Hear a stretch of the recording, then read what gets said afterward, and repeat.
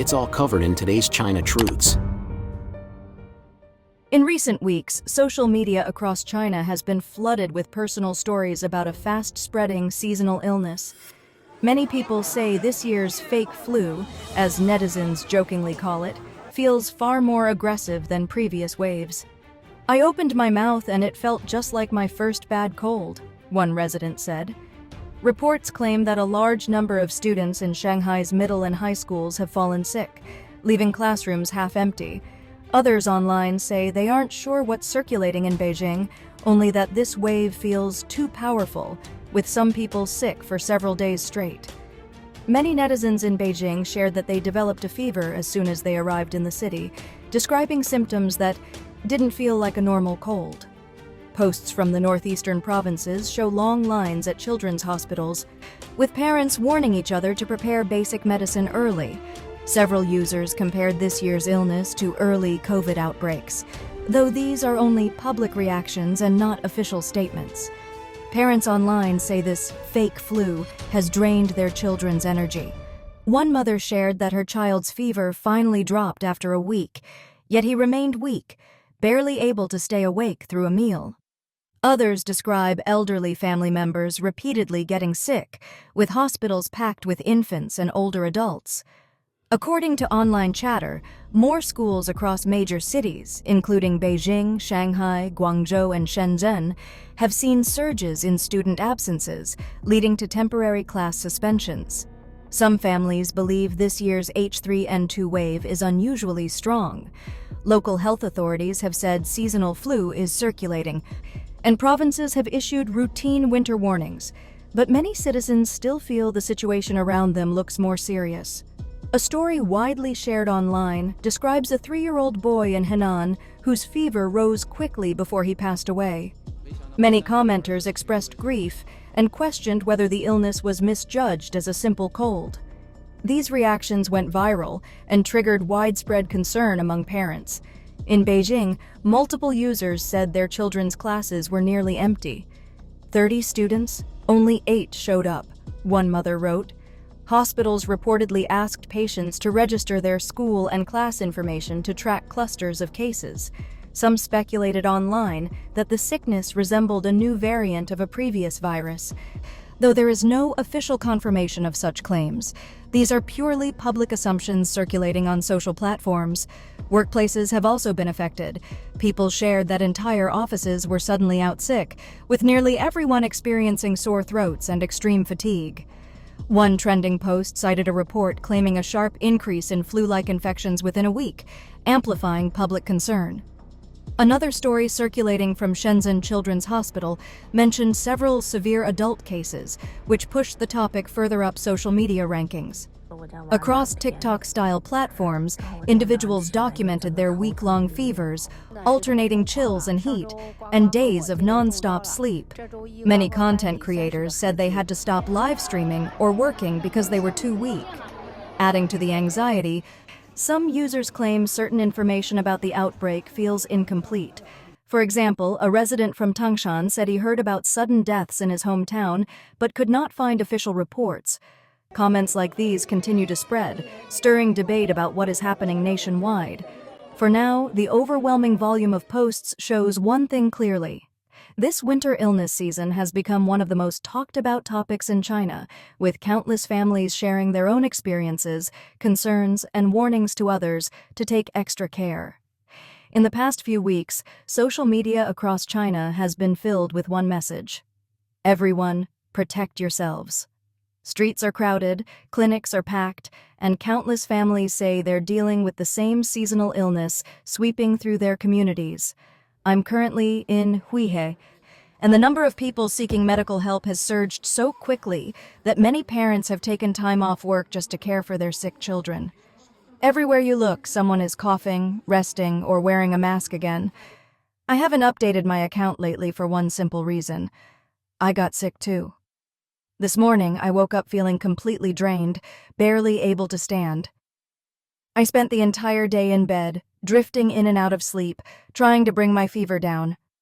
I took my usual flu medicine, including an antiviral tablet, but it still felt overwhelming. Online discussions have become even more intense. After the major outbreak earlier this year, many people believe their immunity has dropped, making them more vulnerable to different illnesses. Some posts describe sudden health problems among young adults, heart attacks, strokes, and other serious conditions, creating even more public anxiety. These are personal accounts shared by netizens, not official reports, but the volume of these stories has been staggering. Comments from Zhejiang residents went viral when many said that several people around them had passed away this year, and not all were elderly. "It feels like every other week there's new bad news," one person wrote. A Guangdong netizen even wondered aloud whether China's total deaths in 2025 might exceed 11 million, simply because so many acquaintances had fallen ill.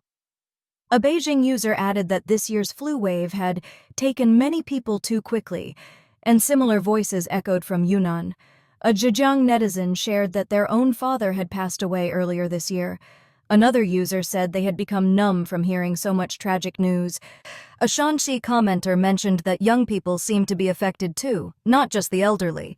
Across multiple platforms, people kept asking the same questions. How did this flu spread so fast? Why does it feel more contagious than anything we grew up with? The weather has been dry, no major floods. So what changed? At least 323 people have died or are missing in the fire that swept through an 8-building apartment complex in Hong Kong. The fire at the Wang Fuk Court apartment complex has killed at least 44 people, with 279 missing, and authorities have brought the fire under control in 4 of the 7 buildings. At least 44 people died in the fire at the Wang Fuk Court apartment complex in Tai Po District, the Hong Kong Fire and Rescue Department said at a press conference on the morning of November 27th.